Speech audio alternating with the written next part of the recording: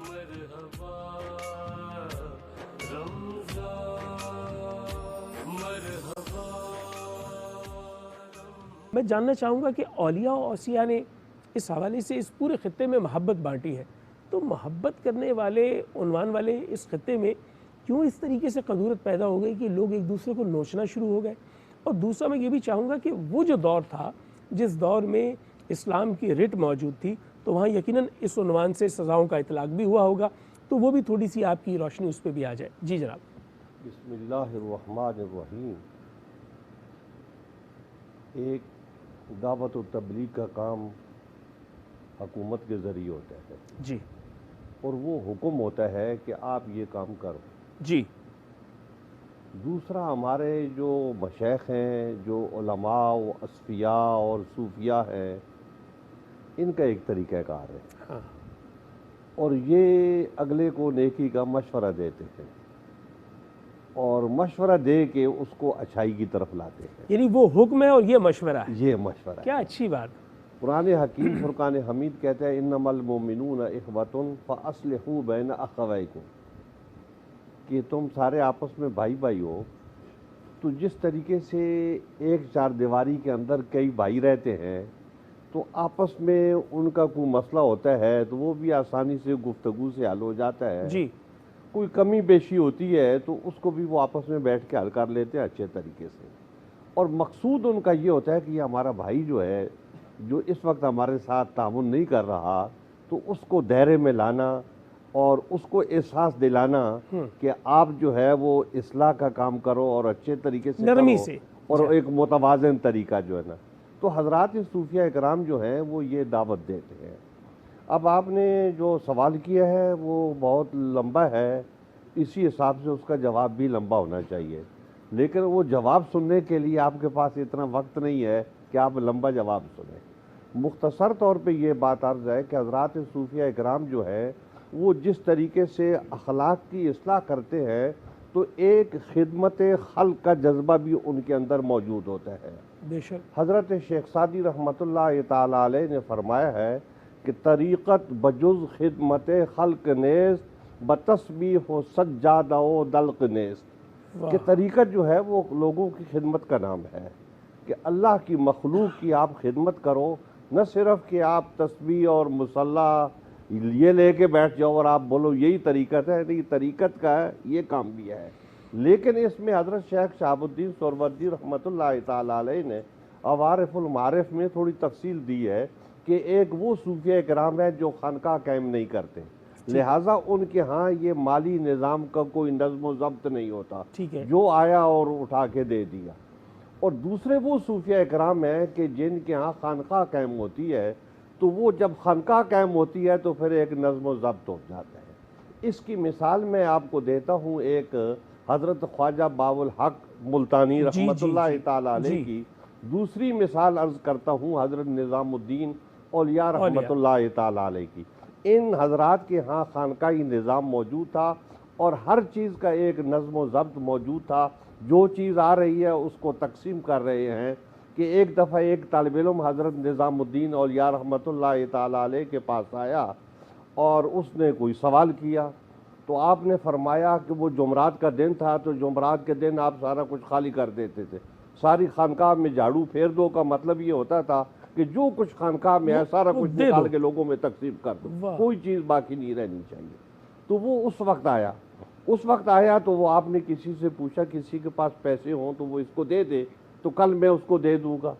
تو وہ پتہ چلا خانقاہ میں کوئی آدمی ایسا نہیں تھا جس کے پاس چند ٹکے ہوں گے. انہوں نے انتظار کیا اور دوسرا دن آ گیا اور وہ ایک بیل کسی نے خانقاہ میں لا کے دے دیا.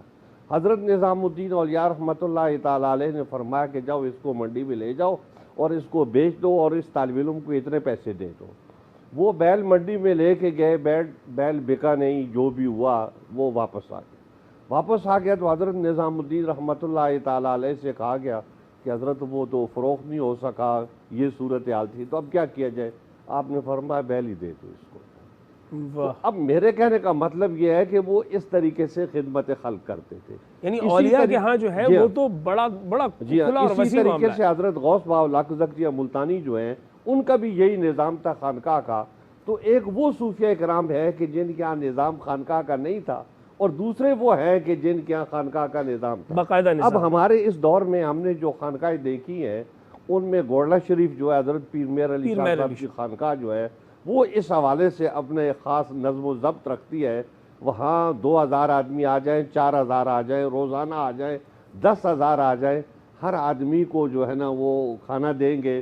صبح بھی کھانا دیں گے، دوپہر کو بھی کھانا دیں گے، شام کو بھی دیں گے، اس کو رہائش بھی دیں گے. جو ذیلی سوال تھا وہ یہ تھا کہ وہ جو سزا کا تصور ہے، جیسے آپ نے، ہم بریک میں بات کر رہے تھے کہ حاکم جو ہے اس کا حکم ہے، آپ نے فرمایا، اور یہ جو اولیاء ہیں، اوصیاء ہیں، ان کا تو مشورہ ہے، محبت والا مشورہ ہے کہ آپ ایسے زندگی مطلب یہ محبت سے اپنا نظام چلاتے. تو حضرات صوفیہ کرام جو ہے وہ اس طریقے سے لوگوں میں ایک جذبہ پیدا کرتے ہیں. تو جو لوگ ان سے وابستہ ہوتے ہیں تو وہ ان کو دیکھ دیکھ کے تو شریعت کے نظام میں وہ بالکل اپنے آپ کو درست کر لیتے ہیں. ان کے ہاں ذخیرہ اندوزی یا اللہ کی مخلوق کو اذیت دینا یا نقصان پہنچانے کا کوئی نظام نہیں ہوتا. بالکل کیا بات، وہ اس سے بالکل مبرہ ہوتے ہیں. وہ اپنے آپ کو ان شیوخ کے تابع کر لیتے ہیں. اور قرآن حکیم فرقان حمید کی جو ہدایات ہیں، پھر حضور اکرم صلی اللہ علیہ وبارک وسلم کا جو عمل ہے کہ آپ نے ایک دفعہ نیا جوڑا کپڑے کا پہنا تو ایک صحابی آ گئے مانگنے کے لیے. تو آپ نے فرمایا اچھا. آپ گھر گئے، گھر جا کے جو ہے نا وہ بدلا اور پرانا کپڑے خود پہن لیے، وہ نیا کپڑے کا جوڑا اس کو دے دیا. واہ، حضرات صحابہ اکرام نے اس آدمی سے کہا کہ آپ نے یہ سوال کیوں کیا؟ آپ کو اس بات کا علم بھی ہوگا کہ نبی علیہ السلام کے پاس یہ ایک اچھا سا جوڑا تھا جو آپ پہنتے تھے کسی وقت، تو اس کا بھی آپ نے سوال کر دیا. تو وہ صحابی جو ہے نا وہ رونے لگے، کہنے لگے میں نے پہننے کے لیے نہیں کیا ہے، میں نے اپنے کفن کے لیے کیا ہے.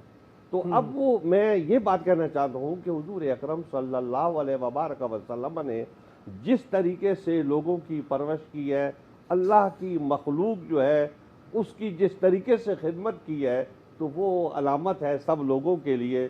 کیونکہ قرآن حکیم فرقان حمید یہ بات کہتا ہے کہ لَقَدْ كَانَ لَكُمْ فِي رَسُولِ اللَّهِ أُسْوَةٌ حَسَنَةٌ، کہ حضور اکرم صلی اللہ علیہ وبارک وسلم کے عمل میں وہ عمل جو ہے وہ تمہارے لیے دلیل راہ ہے، تو اس کو اختیار کیا جائے، اس کو قبول کیا جائے.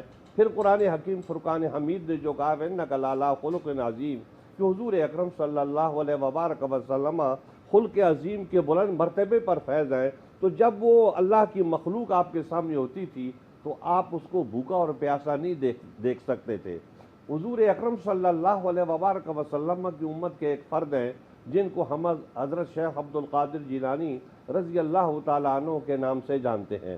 ان کا قول یہ ہے کہ میں نے اللہ کا قرب حاصل کرنے کے لیے بڑے بڑے عمل کیے ہیں، بڑے بڑے عمل کیے ہیں، لیکن میں آپ کو یہ بات بتا دوں کہ بھوکے کو کھانا کھلانا اور ننگے کو کپڑے پہنانے سے زیادہ بڑا عمل کوئی نہیں ہے جس سے اللہ تعالیٰ خوش ہوتا ہو. کیا بات. تو یہ اللہ جل جلالہ کی مخلوق ہے، تو اس سے بھلائی کرنے کا حکم ہے.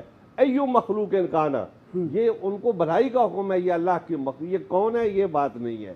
اسی لیے آپ نے دیکھا ہوگا کہ حضرات صوفیہ کرام جو ہیں ان کی جو خانقاہیں پرانی آباد ہیں اب بھی تھوڑی تھوڑی، تو ان میں کبوتروں کو دانہ ڈالا جا رہا ہے کہ یہ پرندے یعنی ہیں، انسان ان کا تو کوئی انسان، ذریعہ نہیں ہے. جانداروں کا بھی خیال رکھا جائے. تو اس طریقے سے اور بے شمار مثالیں ہیں کہ حضرات صوفیہ کرام نے انہوں نے بڑی محبت سے اس نظام کو آگے بڑھایا ہے. بلا شبہ. تو آپ جو بات کر رہے ہیں ذخیرہ اندوزی کی، تو جو لوگ ان سے وابستہ ہوتے ہیں چونکہ ان کا تزکیہ اور تصفیہ ہو جاتا ہے، واہ واہ واہ. تو اس لیے وہ ذخیرہ اندوزی جیسی بیماری میں مبتلا نہیں ہوتے. بلا شبہ وہ اپنے اور قلب کی ہمیشہ صفائی اس بات کے لیے تیار رہتے ہیں کہ ہم اپنا مال جو ہے وہ اللہ کی مخلوق پر خرچ کریں، کیونکہ اوپر سے بھی ہدایات یہی ہوتی ہے ان کے شیخ کی طرف شیخ کی بھی ہدایات. یہ لوگ جو ہیں میں اس میں اور بھی آپ سے